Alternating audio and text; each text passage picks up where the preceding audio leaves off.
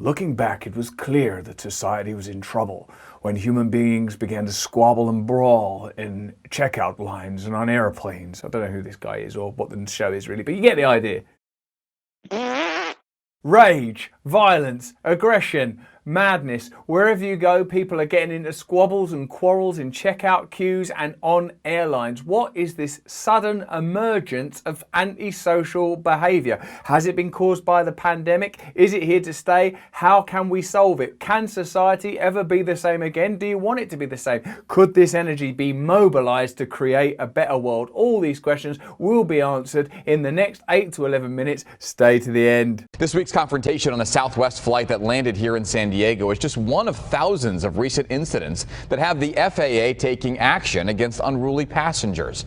Our Misha DeBono is live for us tonight at the airport with what that means for travelers as we head into a busy Memorial Day weekend. In this new context, it's difficult not to consider that what's happening is the delicate structures that hold society together have been challenged by the hugely disruptive event of lockdown. The pandemic itself, and more importantly perhaps, the social changes that have accompanied it.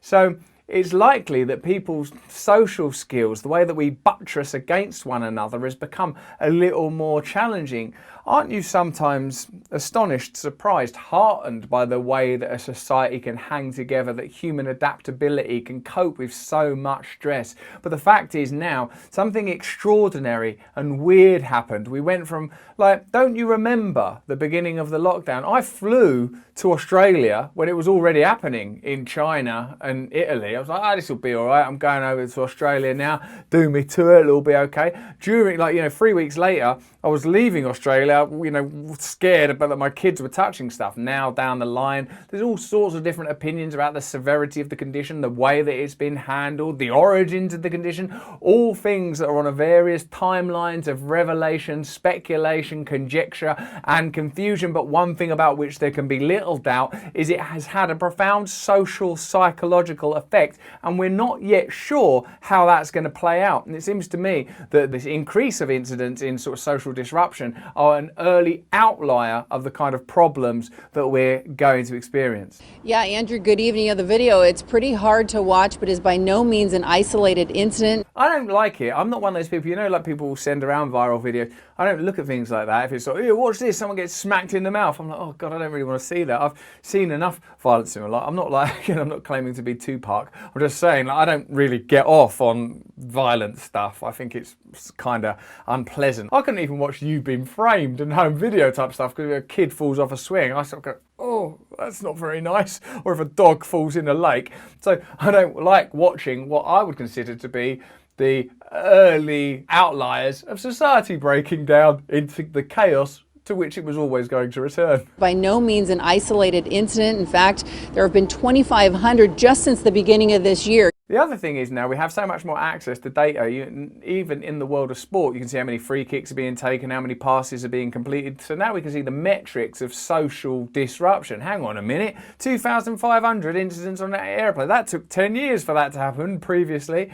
Once in a while you see these things, you hear of these things, and they're an indicator of something. For all cultural expression, all systems are passing through, as I continually say, human beings. They're an expression of some ulterior world, of a set of values, of a set of instincts and impulses. So if you see a rise in these things, can you imagine the dystopian movie version of this, where the anchor of some futuristic news show goes, looking back, it was clear that society was in trouble when human beings began to squabble and brawl in checkout lines and on airplanes. I don't know who this guy is or what the show is really, but you get the idea. To give you some reference on that, in 2019, there were only 130 incidences reported. A jump that significant is obviously an indicator of meaningful and real change. It's not because the ability to capture data is altered, I don't imagine. It's because people are angry. Whenever, as Chesterton would say, you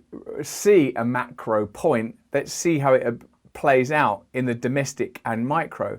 I have noticed that I'm a little more fragile you know, like when I'm driving or if I'm out and about. Now, because I spend my whole life thinking about and talking about meditation, spiritual techniques, how to stay calm, observing yourself, you know, I guess I've got some tools in place to not what I would call act out if someone says something that offends me. But I feel it a lot more, I think, than I used to, simply because in my own life, it used to be ordinary to be interacting with strangers. All right, mate, yeah, no, you go through, yeah, that's no problem. Like, that was sort of normal life. Now it's like, stranger on horizon. And the kind of petty authority that you encounter in a supermarket where there are now new rules to be imposed and enforced, and you know what human beings are like. There's some people that get off on that stuff. There's some people that absolutely disavow obeying rules. You know which side of the fence I fall on. I don't like rules. I don't like being told what to do, so I have to check myself in that way. But there are other people who are like, I've got a tiny little chopstick of power now that I can use to goad people with. And if me and those people encounter each other, that's not a good scenario, you know. And so there's new rules are in place, new social conditions, a period of concentrated isolation and alienation, doubt and fear. And now, good luck, back to society.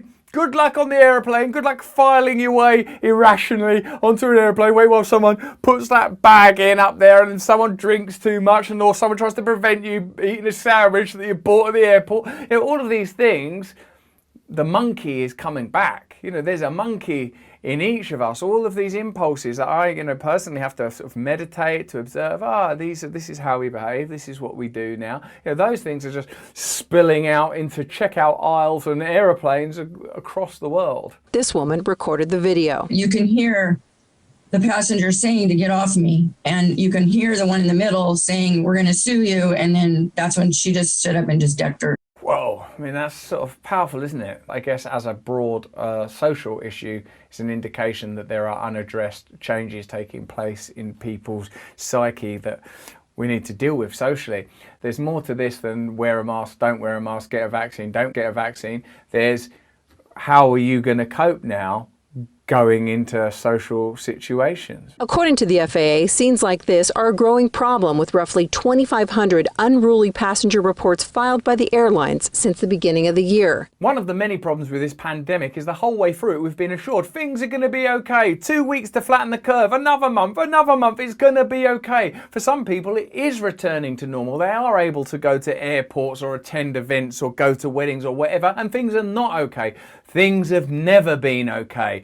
The pandemic and the rules around it have exposed that we live in an unfair society built on some pretty peculiar presumptions. And the fact is that a situation like this one, the sudden and stark return to a set of behaviours that were before described as normal from the hermitude of the last 18 months, is going to expose many of those flaws, fissures and fractures that were evident perhaps before the pandemic and are certainly present now. With more people vaccinated and the easing of health restrictions amid the pandemic, more and more people are traveling again. But with the alarming number of sometimes violent behavior by passengers, the FAA has taken a zero-tolerance policy. Well, that's not going to help, is it? The old zero tolerance. Tolerance is one of the tools that's going to help us. How are we going to cope with this new prickliness and brittleness and combustible nature of our new social situation? Well, I'd say remove tolerance. Remove tolerance, and while we're at it, why don't we take kindness and compassion off of the list? If you disrupt a flight with threatening, intimidating, or violent behavior, you'll face a civil penalty from the FAA of up to $35,000 and possible imprisonment as well. I don't like these sort of new bodies and authorities that crop up to tell you that you're going to face a fine of 35 grand. Not that I'm on the side of people that go around smacking people in the mouth on airplanes. Obviously, I'm not. I think that's completely unacceptable behaviour. But what's concerning for me is that we always focus on the symptoms of the problem rather than the causes of the problem. How did we get into a situation where such a stark and obvious change in human behaviour, or at least the consequences of human behaviour, how did we get there, and what are we going to do to change it? For me, the side of this that I'm interested in, the side of it that I always harp on about, is how we feel inside and how we interact with external symptoms, which is, you know, of course, basically every considerable bloody matrix of phenomena in the world. What goes on in here, what goes on out there. If we're not in alignment with ourselves, if we're feeling fear and rage and concern, if we don't trust external systems, you're going to get much more conflict of this nature. The problem is as well that there's this, I suppose, this sense that we're going to be going back to normal and that you're going to go on a holiday after all of this frustration. What can't be tracked is all of the tiny moments of pain and suffering, of disappointment and dismay that are strewn throughout all of our lives over this period of time. And of course, that's part of life. Suffering is life. You don't need me to tell you that, not when Buddha's already told you thousands of years ago, plain as day in black and white. But the fact is that we're in this odd, peculiar, liminal space moving between social rules, loads of people doubtful about it, uncertain about it. It's so likely, so obvious that there will be situations such as this one. And who knows what other broad social actions have been affected by the same set of values. The fact that we're creating this kind of crucible of uncertainty. I would say that if you're going to have a society at all, that society should provide some ceremony, ritual, processes and allowances for these kind of changes. I don't mean allowances for violent behaviour. Rules is rules, laws is laws. They're there for a reason in most cases. But what I mean is a kind of structure for transition. The problem with living in, mostly a free market society, and I'm not saying it will be any better in a sort of a hardline socialist society. That's not what I'm saying. I'm saying that if you don't have an agreed consensual set of social principles, what is it that we mobilise in a situation of transition like this one? Famously, after 9/11, a huge cultural shock to America, UK, Europe, etc., George Bush's response, go out and go shopping to keep the economy going. Well, okay, that's one way of keeping the economy going, but what about keeping all of us going? What about keeping ourselves going? This is a really extraordinary time. We know too that during the pandemic there's been a massive transfer of wealth. Workers around the world lost around 3.7 trillion during the pandemic. Billionaires around the world gained around 3.9 trillion during the same time. It's the biggest one-year wealth transfer in history, but it's seldom talked about. We've done videos about it, link in the description, you can check it there. And I suppose what it makes you feel is a sense of loss, of alienation, of pain.